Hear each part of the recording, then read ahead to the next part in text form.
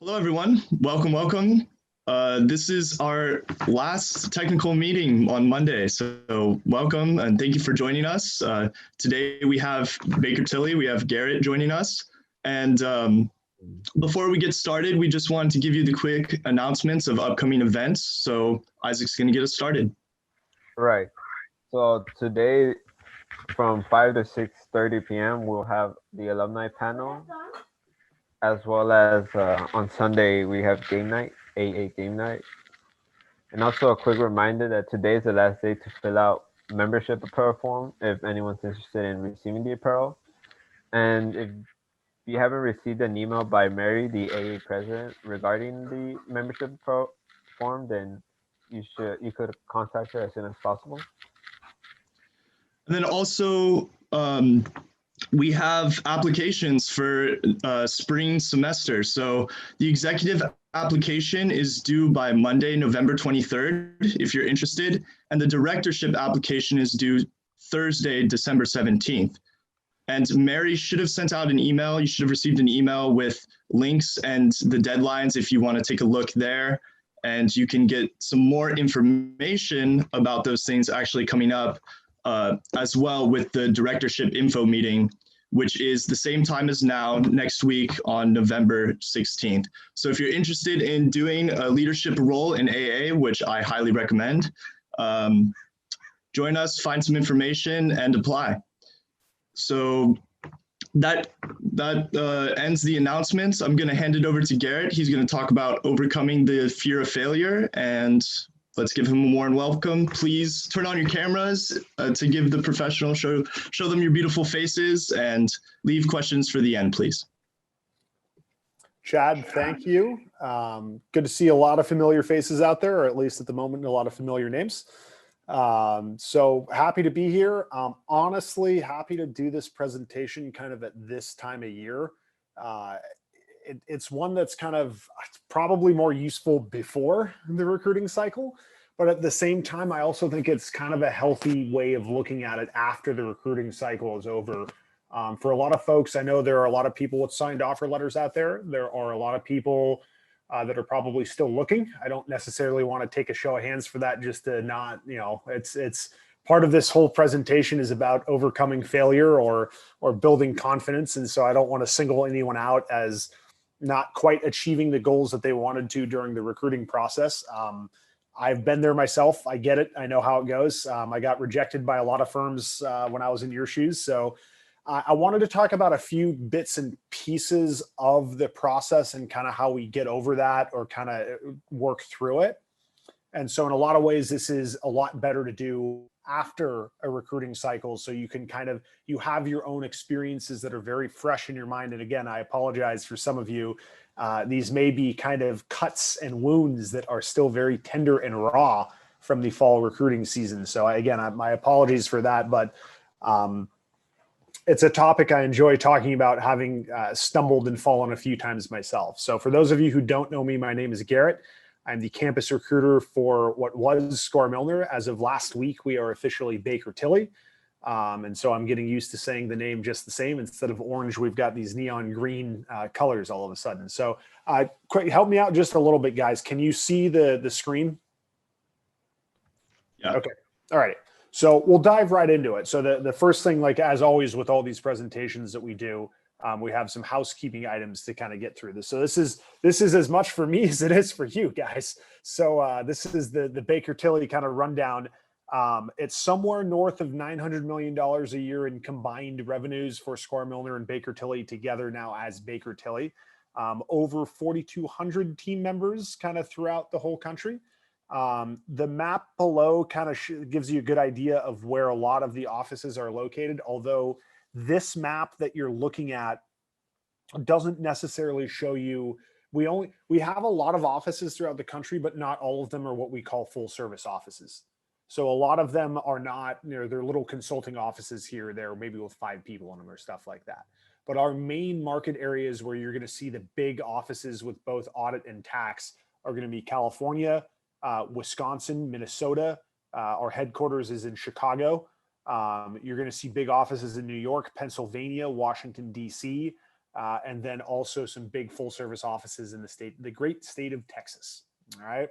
So there's a little bit of information about the firm.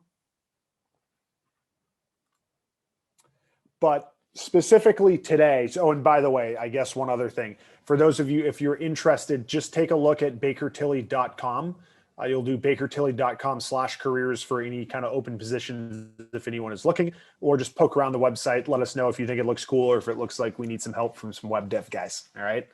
So, but today, a bit of a table of contents. And again, if any of you have seen me speak before, I don't like talking for a long period of time. So this is going to be TED Talk-esque. It's going to be a pretty short presentation followed with Q&A. If you guys have any questions at all, we'll tackle those. If you don't, we'll get out of here early for lunch, right? One of my favorite things about recruiting, guys, is that we don't, like, the majority of people we meet will never work for the firm. So just a show of hands for anyone out there, just a thumbs up or whatever you want to make. How many of you have accepted offers with firms other than Squire Milner / Baker Tilly? Okay, right, a few. All right, so the fun part for me with this job is helping people no matter whether they're coming to work for our firm or not. The sales aspect of recruiting is one that I kind of challenging for me, where obviously we have to hire people to come work for the firm, or I have to, or else I'll get fired, right? But the vast majority of folks that I work with are never going to work for the firm. So my goal is always, how do I help you guys without completely boring you or wasting your time? So today's presentation is kind of a good one for that. So whether you have a job, you're about to get a job, or you don't have one lined up, whether it's about the recruiting season or whether it's about your first day at the job, this concept of building confidence and overcoming the fear of failure is really important. So I'm very happy to share this with you. But here's kind of the 3 areas we're going to go over today. I want to talk about failure itself. Now, this is, of course, always super subjective, right? Like, I always remember when I was in high school, I had a pre-calculus class, and this was a gateway class. You either went on to calculus or you went on to what was statistics was the class for us, for those of us who didn't quite make it into calc, right? And so I remember I really struggled with pre-calc in high school, and I was clearly heading for the stats class. And this girl next to me was just sobbing after a test. And I was like, oh, what's wrong? And like, her test score was like an 89, and she really wanted an A on the test. And an 89 would have been the highest score on a test for me in that class by like 20 points. So like, the failure is always relative and subjective, right? And I'm not here to judge you on what your failure is or isn't. I just want to point out that it's throughout the course of life, college, recruiting, all of that kind of stuff. Failure itself is really, really subjective. And so all of us at some point are going to fail, and that's totally fine. But it's still something we're scared of. So I want to talk about failure itself for a little bit. The next thing I want to talk about is kind of those first steps in overcoming it, which to me are the hardest. Getting yourself moving at all. The effort and the attempt is the most critical part, and to me, the most important part, but it's also the most challenging part. So we're going to talk a little bit about how do you take that first step into this process, right? And then lastly, the beautiful thing about this kind of concept of building confidence and overcoming the fear of failure is a repetition environment, right? You rinse and repeat, right, guys? You get out there. I hate sports cliches and analogies with recruiting. I apologize, but for pitchers, you got to go out there and keep throwing stuff. And sometimes that ball's going to get hit over the fence and it's going to stink. And other times it's going to go where you want it to go and it's going to be a strike, right? So this is one of the hard parts to me, is just once you get the process down, just repeating it, and then all of a sudden you'll become more comfortable and okay with either failing or what it feels like to pick yourself up. All right. And then we'll end with some questions and answers. By the way, if y'all do have any questions at all, do me a favor, hold them till the very end and we'll tackle them at that point. Sound good? Alrighty. So let's talk about failure itself. It's a cycle, right? Like, you get into this really nasty cycle. Now, just you guys can nod or give me thumbs up if you agree, if I'm striking any sensitive chords, if this sounds familiar, if this is, anything at all that you identify with. But the way this cycle of failure kind of works is, and I'll cater this specifically to the accounting recruiting for now, but this is broadly speaking very similar. So we have no experience, right? And y'all are very familiar with the fact that, we hear this every single time, guys. We hear it all the time. I'm looking for an accounting job, but I don't have any accounting experience. Is that okay? How many of you have been in that boat where you feel like you didn't have any accounting experience, but you're looking for an accounting job? Right? So the really shitty thing here is if you don't have any experience, you know that you don't have the experience, right? Which leads us to the next part, an arrow. You have no confidence. How can you be confident in yourself in doing something if you don't know how to do it? Or even worse, you're very aware that you don't have experience in this field. So if you're aware that you don't know how to do something, you're aware that you have no right to be confident in your ability to do something you've never done before, right? Sound familiar for any of you guys out there? So what happens, guys, when we get into a position of no experience and no confidence? The next arrow. You're going to fail. If you enter anything in life not feeling confident, having no experience with it, it's not going to go well. All right? You have to manufacture a belief. You have to manufacture a reason to be confident. And by the way, guys, sometimes you have no right to be confident. You just need to feel that way. It's unrealistic. So what? But me telling you you need to feel a certain way is never going to do it, right? But in this vicious cycle, no experience, no confidence, you're going to fail, right?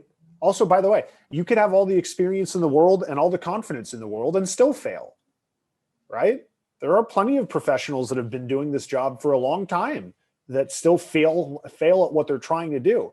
Eventually, we'll revisit this. Failure is okay, but we'll get to that in a second. So if you enter an experience with no experience, no confidence, and feeling like you're going to fail, you're going to fail. And we're all trained to think that failure is bad, right? By the way, I'm not above this. I still think failures, aren't we all trying to avoid failure?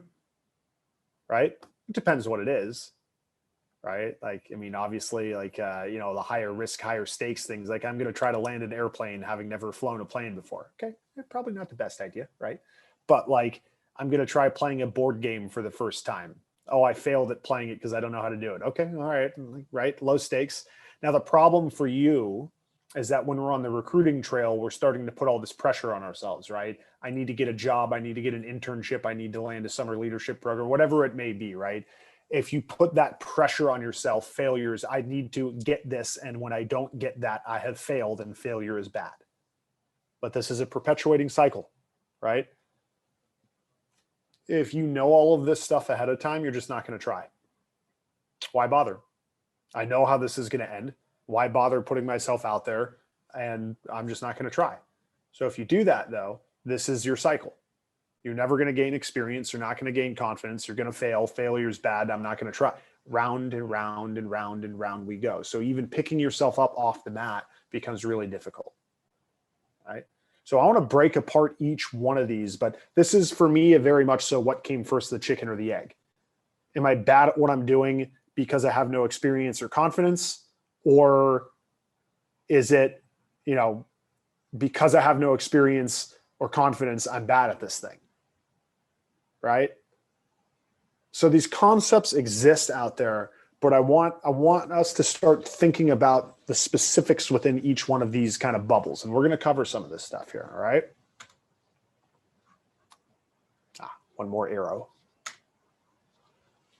So the failure itself, now this is a little bit of a dated example here. Does anyone recognize the picture on the left?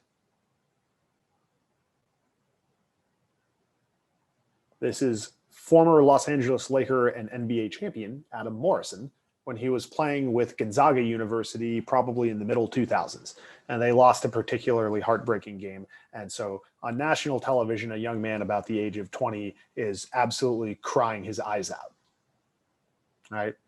I always feel bad watching college sports now. It's a little bit older of an older man now. There's a lot of pressure put on these young athletes between the ages of 18 and 22, and it's awful difficult to watch them fail on a national stage. So look on the bright side, guys. If you don't get an offer letter from a firm, at least your tears aren't captured on national television and broadcast and replayed repeatedly, right? I kid. Doesn't make it any less painful. So the picture on the right, I got to update this. The last time I did this presentation, this was a picture of the 2010 Los Angeles Lakers celebrating a championship. But good news, I can update it to a 2020 picture of the Los Angeles Lakers celebrating a championship. But at its core, guys, we are programmed to think this, right? Failure, bad; success, good. And I'm not here to kind of like that. That's obvious, right? I'm not trying to fight the system that much, but typically speaking, this is the way we think about things. Success, good. Most of the time. The one I really want to harp on, and I'm going to beat this to death, is the failure equals bad. I want to explore this a little bit more because what this does is program us to be scared of failure. And what I'm trying to do is convince all of us here that failure, not only is it okay, it's actually kind of expected. And once you get over that part of it and understand that failure happens all the time to everyone, no matter how well prepared they are for something, then all of a sudden it kind of changes the power dynamics about how we feel about failure, right? So we'll get there in just a second. In digging through the internet for quotes on failure, this is absolutely my most favorite one. This is Thomas Edison saying, "I've not failed, I've just found 10,000 ways that won't work." Okay? I love the tweak on the optimism here, right? I didn't not do something. I discovered things that don't work. And this was so prevalent for me in my career so far because I didn't know what I wanted to do in high school, didn't really know what I wanted to do in college. Eventually I found public accounting and that was close. But for me personally, that still wasn't it. But it was grappling with like, how do you, there are bits and pieces of public accounting that I loved and I still love. But then there are pieces I didn't like, and it was fumbling through how do you figure out what the hell you want to do? And it kind of became a process of elimination. It kind of became, all right, well, let me figure out what I don't want to do. Okay, I don't want to sit in a quiet cubicle all day. Okay, I physically am a very talkative person, so getting a job that requires me to be quiet all day is never going to happen. It's not a good fit, right? There's all these different things that I found that I didn't like. Oh, my boss did this. I don't like that. Oh, I have to follow this set of rules and there are no exceptions. I don't like that. So because I couldn't quite find what I wanted to do when I was younger, high school, college, 20s maybe, instead I started kind of highlighting the bits and pieces that I liked, but more importantly, I started highlighting the things I didn't like.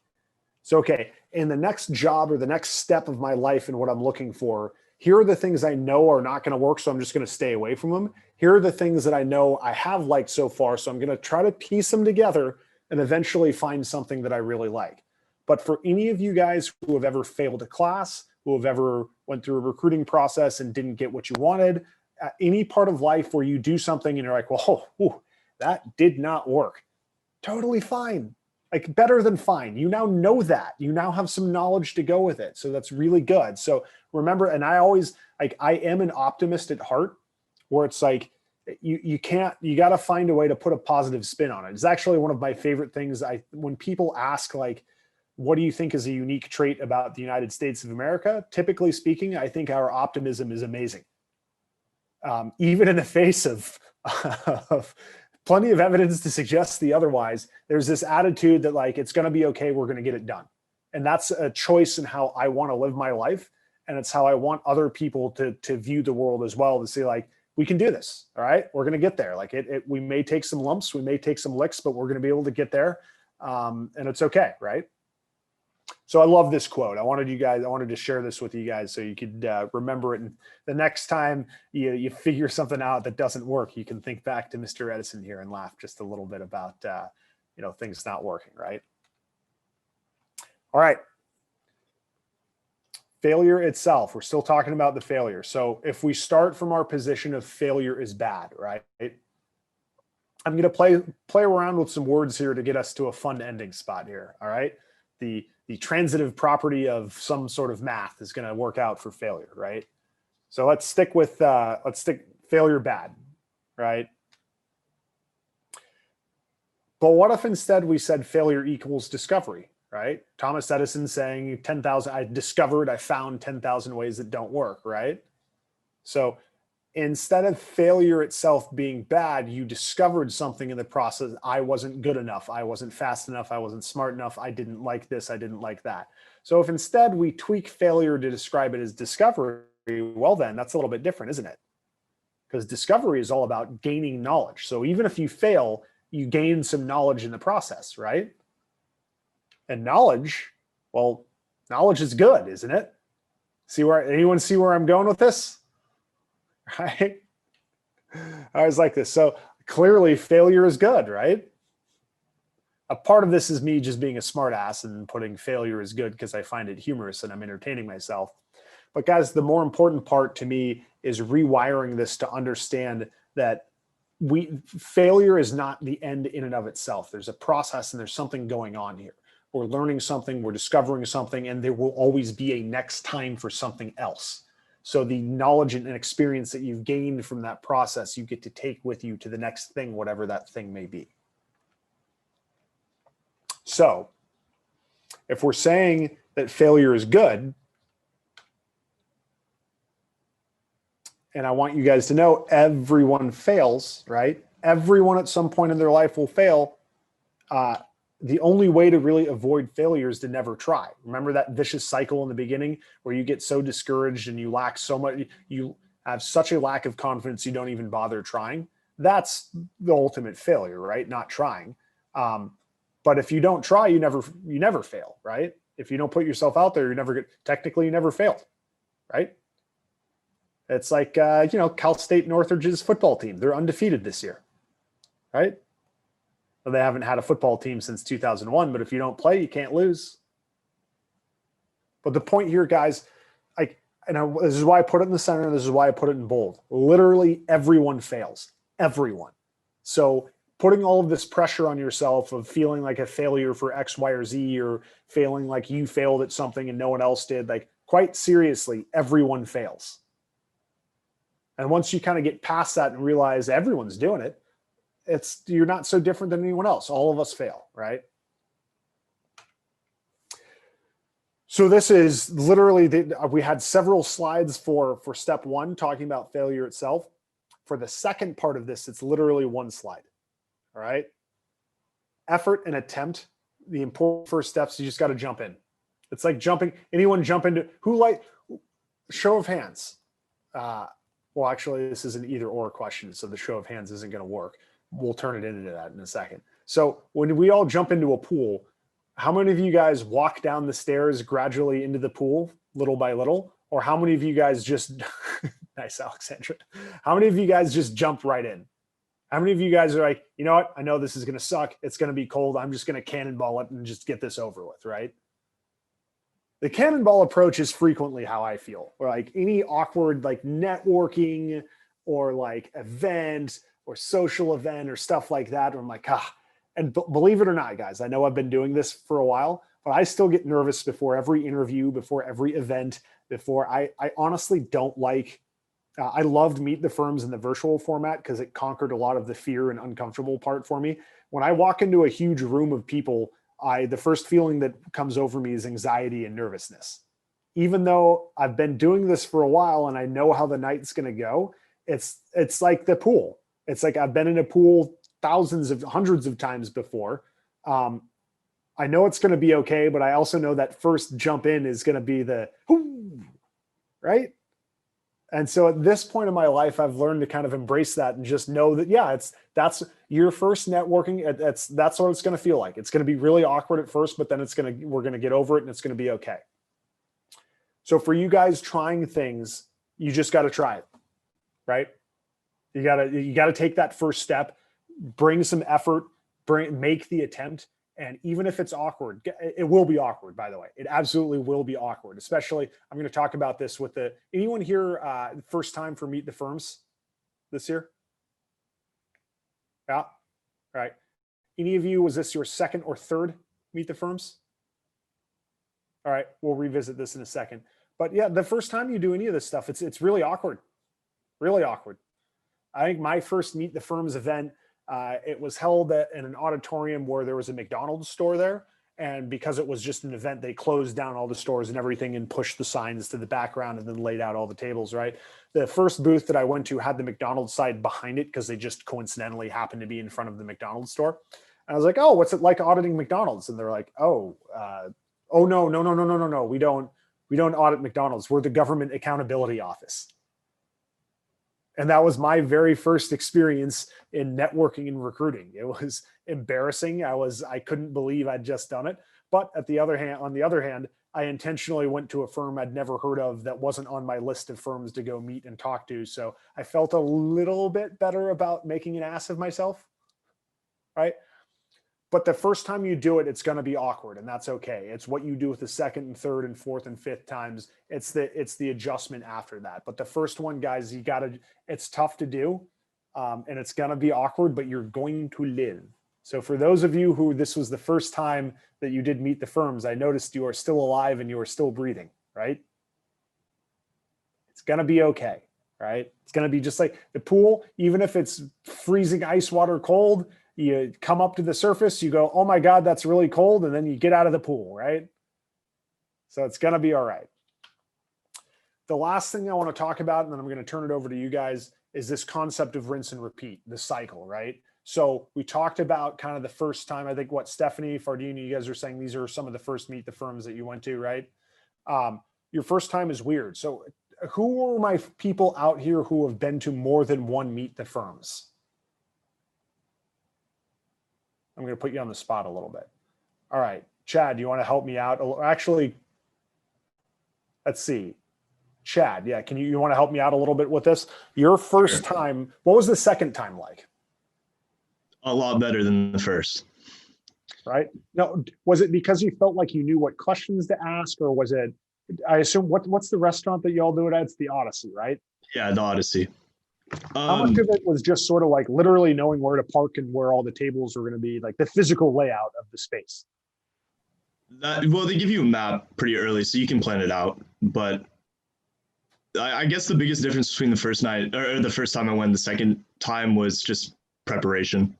That's it. You knew exactly what to expect after the first time. It was like, oh, this is how professionals want to talk. This is how the setting is. Okay. Just like that. Yeah. And guys, anytime you do anything, the first time is weird. The subsequent attempt, like, do you remember your first semester at CSUN and your first classes? Weren't those like a little weird? And then in your second and third semesters, you're kind of like, okay, I yes, it's a new teacher and I don't know this teacher, but I now know the process of scheduling, signing up for classes, where to park, where to go, all that stuff. And you feel much more confident, right? That confidence comes from the repetition, right? Because you now know what to expect.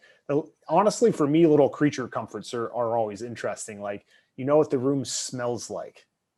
You know what it feels like. You know the temperature in the room. You know that, oh yeah, this particular room at the Odyssey is always really, really hot. So I'm going to take my jacket off when I go in this room. I know that sounds silly and it sounds stupid, but it all comes, you're focusing, you're no longer focusing on your discomfort because you now know what to expect. Now you can focus, and this is the top part of the pyramid, on the details. Now, Chad, in your second time of going firms, you know the questions that you want to ask or what to expect, how the professionals are going to answer your questions, and how to respond to that for follow-up, right? Whereas like your first time doing it, you're focused on so many other things that your brain can't handle the little details of focusing on someone's answers to your questions. You're worried about, this is a new smell. I'm hot. I'm flustered because it took me 20 minutes to get into park. I'm trying to figure, I had a list of the firms I want, but here's the map. Like, how am I going to find them? Which room goes to what room? Like, if you're focusing on that stuff, you can't focus on the important part of getting to know a firm or getting to know people. Right. And this is the same for whether it's interviewing, whether it's taking a tour of a firm, whether it's applying, if it's not even related to public accounting at all. Your first time doing things, you're not entirely mentally present, mentally, emotionally present. You're thinking about all those other things that were an awkward experience that go into it. Then the second and third time you start doing it, those other things are now comforting You know where to park, you know where to walk, you know where to go, you know where the bathroom is, you know where to get water when you need water. So those things fall by the wayside and you can focus on the details of talking to people. But I want you guys to know that comfort doesn't come until you get to repeat a process, right? And so in total, we talked about failure itself. We talked about how you guys are, everyone is going to fail and that's okay. And feeling it and understanding and learning from it is important. That overcoming it is just a first step. It's like my wife has run a few marathons and she always jokes that running a marathon is easy. I always laugh at that. She goes, it's literally just putting one foot in front of the other repeatedly. It's like, okay, yeah, when you put it that way, it's kind of easy, right? But the repetition behind doing it, right? You're doing it a ton. It's that effort and the attempt. The first step is always the hardest one, but when you start warming up and getting going, then you get over it and you get comfortable with the fact that you're going to fail. You know how to pick yourself up from that. You know how to learn from it, and you start repeating the process. And all of a sudden, trying new things isn't as daunting or challenging as it used to be. All right. So that's the whole point, guys. Would love to answer any questions if you have any. I'm going to take I'll leave the share screen up here for just a minute if you guys want to jot down the contact information. But after that, if you don't mind, I'm just going to open. You guys can shout out questions as you want. I enjoy chaos. So if anyone wants to ask any questions, I'm here for you guys for as long as you want.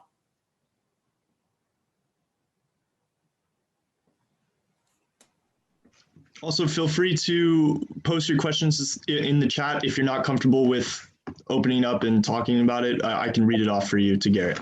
Oh, awesome. Thanks, Chad.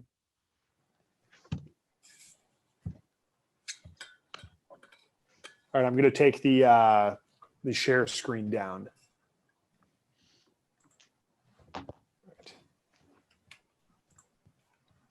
This is always a tough one because I don't necessarily want you guys to talk about your own failures if you don't want to. You're more than welcome to ask me about any of mine if that is more comfortable. There's a lot of them, so I've got a great amount of material to choose from. Okay, I'll start us off with a question, Garrett. Sure. So when it comes to failure, and maybe you're not taking away, or you're not taking enough of a learning process from your failure, like at what point does like being complacent with let me find how to phrase it. At what point does like when becoming complacent with failure become dangerous? Like or not complacent, but like I don't know if you understand what I'm trying to get at. Like at what point does failure, not learning from it enough, or like saying, oh, it's failed, I failed, but you know, at least I gave the effort, but you're not learning enough from it. Like when does that become dangerous? When it gets you to a point where you stop trying, if it discourages you from trying, it's winning, right? Like I failed the CPA exam 5 times. Like if I just given up on it, oh, I guess this is not for me, right? Like when it discourages the attempt, when it beats you down mentally so hard that you're no longer like, you don't have the will to even try, that's bad, right? If your repeated efforts and you're not learning from them, like you need one of 2 things. You either need to be able to figure out yourself why this isn't working, or those of us who have been fortunate to have someone pull them aside and say, here's why this isn't working. In case you didn't know why this isn't working, here's why it isn't working. And that's a super tough conversation to have with someone, on both ends, by the way. Being on the receiving end of someone pointing out what you're doing wrong can be painful, right? But also being the messenger there to say like, yo, here's what you're doing wrong, that's also not easy to do. So like with your friends or your family members, if you've ever had to be the person that lets someone else know, hey, you're messing up and here's the thing that you're messing up, it's not easy, is it? And so that's when the danger comes. The danger comes when you either lose the will to keep trying, or you're not learning, you're doing the same thing expecting different results, right? So those are the 2 places where I see it becoming dangerous. And so being aware of those being the danger points, you can kind of overcome that. You can work. work around it in different ways, right? You can either seek out guidance and help for why things are not going well. You can reflect and spend some time thinking about it. There are different kind of pathways you can go with that. But I'd say those are the two areas where if you find yourself not willing to try or having no idea why what you've done the last 5 times isn't working, then you need help. And knowing that you need to ask someone to help you figure out why this isn't working. Awesome. Thank you, Garrett. We had a question from Brianna in the chat. She said, thank you for your stories, Garrett. How do you think spring recruiting will go with Baker Tilly, and any advice for getting ready for spring recruiting after not landing anything in the fall? Yeah, so I expect the spring recruiting for Baker Tilly will be just the same as Square Milner was in the fall, right? There'll be events that we attend. You'll meet people, you'll talk to them, you'll apply for any positions that are open. Most of it's going to be related to a summer leadership program, or what Baker Tilly now calls a campus spotlight. And so the process will be very, very similar. That'll be posted in kind of December. But same process. You're going to be meeting people, talking with them. You can kind of reflect a little bit on what your fall experience was like and why it didn't go the way you wanted it to. And if you think you've got something kind of pinned down and pegged out as to why it didn't go well, I'm a relatively safe person to talk about this. I'm not entirely sure our managers or partners would be the people to launch into a post-mortem on why your fall recruiting didn't go well necessarily, right? But you can also feel free to talk to any professional at any firm about this concept of overcoming failure.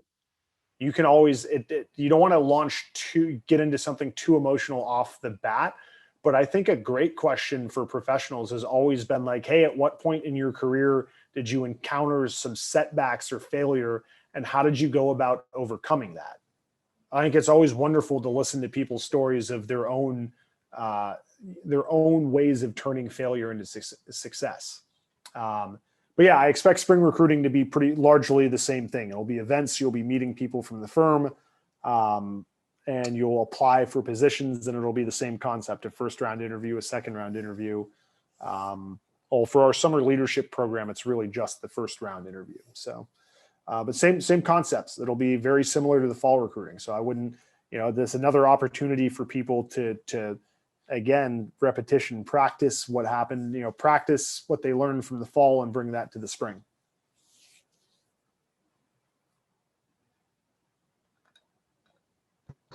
I have a question for you. Oh, sorry, Stephanie, you can go ahead. Oh, thank you. You were talking about being optimistic in your beginning point. Yeah. And I was wondering, when would you think you're too optimistic, that you should maybe give up? Say, like, I've been seeing some people and I ask them what type of firms they want to go into, and they say Big Four, only Big Four.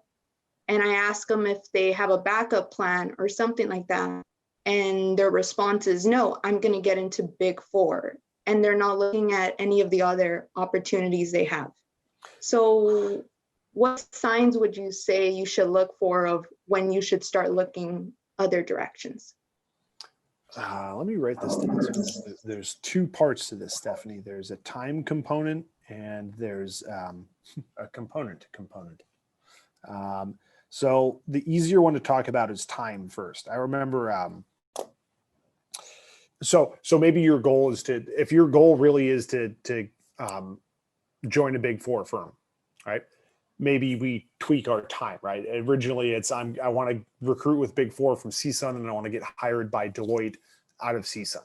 Okay, maybe we have to tweak that a little bit. Maybe instead it's I really want to work for Deloitte, and it's just not happening from CSUN. So I'm going to start with a different firm, but then eventually go to Deloitte, right? I'm going to get my experience at a smaller firm, build myself up, and then go to Deloitte. We've seen this happen with people before. I thought it was funny, even for me, it was sort of like, I remember when I was auditing with Square Milner, it was like, okay, now I know I've got my feet under me now. I wonder if I should look at like a bigger firm. Like, all right, yeah, like Square Milner wasn't a huge firm. Like, I've got my experience under me. Maybe I could try like going for a bigger firm now. But I also remember the counterbalance to that for me, Stephanie, was like, oh my God, I'm so happy. Like, I'm good at what I'm doing now. I like my coworkers. I like my clients. Like, yeah, that may have been a goal of mine when I was in college to work for Big Four, but after doing this now, I'm super happy with it, right? The point is, though, for a lot of people, that can be an avenue, right? Instead of going to Big Four instead of going to EY out of college, we wait a few years into the career and then go to EY. So if that really is your goal and you're convinced beyond a shadow of a doubt that's what you want, maybe you have to change the timing of when that happens, but you can still accomplish your goal. The second wing of that, and this is the component part. This is usually my challenge for people who say that they want to go work for a Big Four. Strip it down and tell me exactly why you want to work for a Big Four. And by the way, at the end of this autopsy or at the end of this examination, Big Four may absolutely be the best choice for you. So this is not me trying to talk people out of joining Big Four. It's stripped down. Why do you want to do this?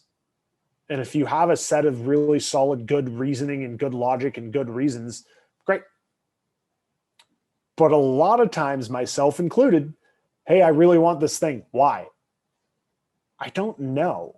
Like if I strip down okay, I want to work at a place where I get to talk to a lot of people, where my interactions with people, I have a lot of interactions with people. I get to know people really, really well.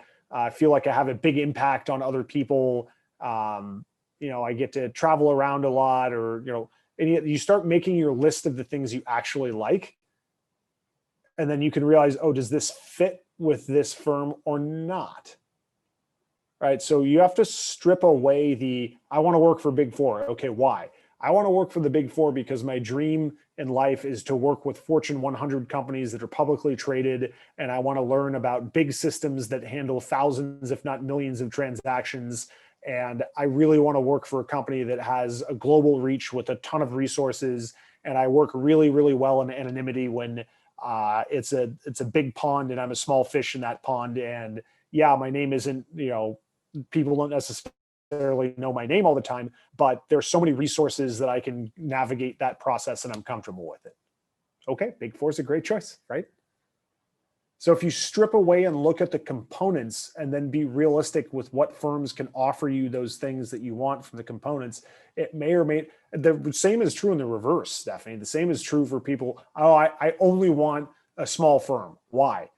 Because I don't want to be treated like a number. I want personal relationships with my partners and managers at the firm.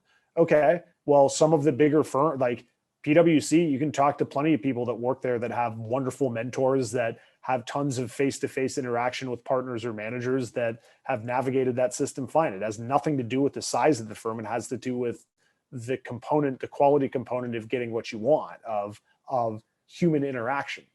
And when big firms work really, really well, they have the human element down pat. No one else does it better.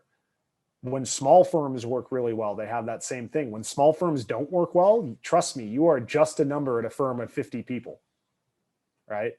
So I urge you to strip away I want this to be like, why do you want this, right? So those are the two parts. One is, I really want Big Four. Okay, fine. We may have to adjust how long it's going to take to get there.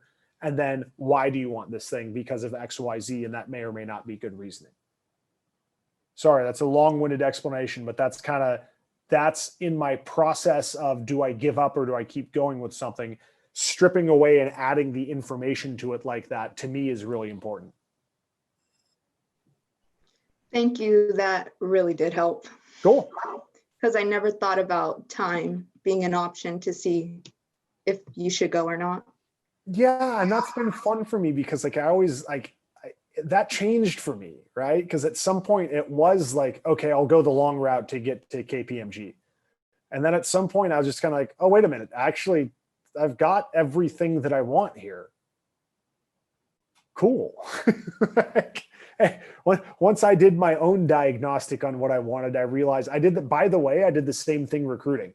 I had a few different friends at bigger firms that were like, hey, we need a campus recruiter at our firm. Would you consider leaving Square and coming and joining us here? And I was like, no, I really love the firm that I'm at. And it's no longer a desire or a goal of mine to get to a Big Four firm, even for recruiting. I love what I'm doing with the firm Squire Milner's size, and even Baker Tilly's step up in size.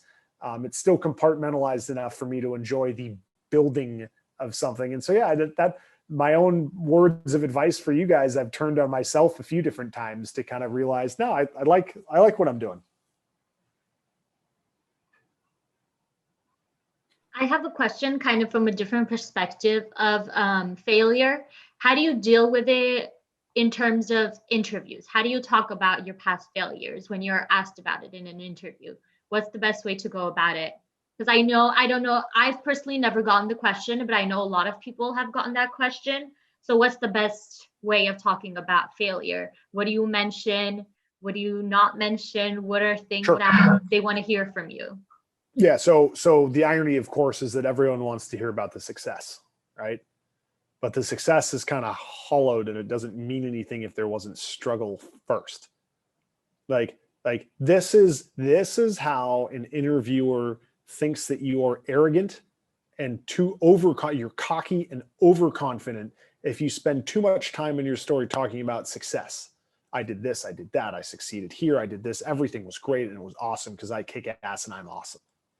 Right? You're gonna ruffle someone's feathers. They're not gonna be happy about that, right? They don't want to hear just about everything that was awesome. On the flip side of that, if you spend too much time talking about the failure, oh, that's depressing and that's a downer, right?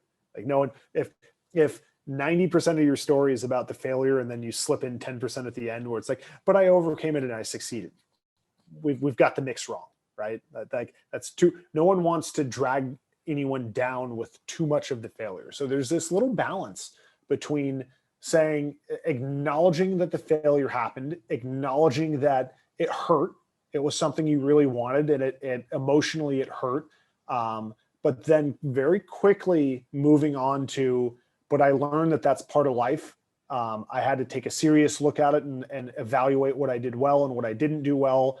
I practiced the things that I didn't do well by doing this, this, and this. And then the next time that I came up with this, I ended up succeeding because I had learned from my previous experience. Right? Like that would be my recommendation on how to go about it, but it's tricky. You don't want to spend too much time on either the failure or the success. You almost want to focus more on the process, trust the process, right? Where you're kind of talking about the steps, the show your work, right, component. Well, like we don't necessarily, the end result is important, but the steps to get there are more important because what we're looking for as interviewers is is your system and process replicable once you start working in public accounting? So that when you face the failure and the stress and the difficult times in public accounting, do you have a sturdy enough system to plug into that, to rely on, to get you from failure to success in public accounting? Does that help? Very helpful and very well said. Thank you. Sweet. Cool. We have another question in the chat. Henry says, have you ever gotten to the point where you were discouraged to try because of failure? If so, how did you get the motivation or confidence to try again? Or if you haven't, is there anything you can recommend we do to get out of that rut? So of all things, I am a stubborn, argumentative person. And so when I start failing at things, there's an interesting one. So the CPA exam is always the first one that comes to mind. I failed it 5 times and then eventually switched from Roger to Becker. Apologies for anyone studying with Roger. It's a great company. I know a lot of people that have passed with it, but I will forever eternally be grateful to Becker despite me giving them thousands of my dollars to pass an exam. But I failed 5 times and I got to the point where it's like I did not spend 2.5 years of private school tuition at USC to go through an accounting program to not pass this exam. Like I've refused to be defeated by this exam. I will do everything I need to do to pass it. And I got really stubborn and frustrated and upset by it. And I eventually changed enough things about how I studied to pass. And so there's a stubbornness in people that when they really want something, they'll lock down to make sure they get it. Now, this is the interesting part to me, because I think if you're being honest with yourself, there are times when you kind of give up on something, where you meet a challenge and you are not up for that challenge. And to me, there's a way of trusting yourself to know that when you really want something, and I mean really want it within reason, right? If I want to be an NBA player at that time, I'm 32 and I'm 5'11" and not athletic. That ship has sailed, right? But when you really want something, the human spirit has an amazing way of getting it. And so if you ever find that you're not willing to put forth the effort for something that is relatively reasonable to obtain, that might be your own way of saying that I don't really want this that badly. And that was, I mean, I hate to say this as a recruiter who was trying to convince people to join an audit profession or tax profession or consulting. That was my experience with audit. I got to a point with auditing where my mentor, who is still my mentor today, by the way, we sat down, we got dinner one night as late, and he was trying to kind of talk me off the ledge of quitting auditing. And he talked about his own struggles with it. And he talked about how he hit a wall. Like he recognized that I was hitting a wall with auditing. And he said, there's a lot of people that get to this point and you have to make a choice. If you want it, you're going to push through. And it reminded me of the CPA exam. And if you don't, you'll quit. And I quit, right? For me, that was the most difficult choice of my professional career, but it was also the most honest choice, and it was the best choice I ever made. It was difficult for me to pick out the parts of auditing that I really liked, use that to find the recruiting job, and realize I absolutely love that. But to me, it was the recognition of, okay, if I wanted auditing badly enough, I would be fighting way harder than I am right now to understand these technical issues or overcome these setbacks. Because I'm not putting in the effort I'm accustomed to putting in, that is a sign for me that I've reached a point where this is not the right fit and I need to try something else. And so I think knowing when to push and try harder versus knowing when to kind of quit and go a different route to find what you want, those are the kind of like push versus no, change and go a different way. And so I wouldn't necessarily say, that on the one hand, I would describe my career in audit as a failure because I quit, right? By definition, I left and gave up on the challenge. But on the other hand, I started to kind of pull back on the picture and say, what are the things that are making me happy? Okay, a lot of it I got from auditing, but not all of it. So I took that with me on my way through a different path. So that's kind of how I would talk about, overcoming. And then also, there's got to be a better word for giving up, right? Because to me, it felt like understanding when one road was blocked and I had to back up and take a different road, right? But taking all of those experiences and feelings with me on that new road.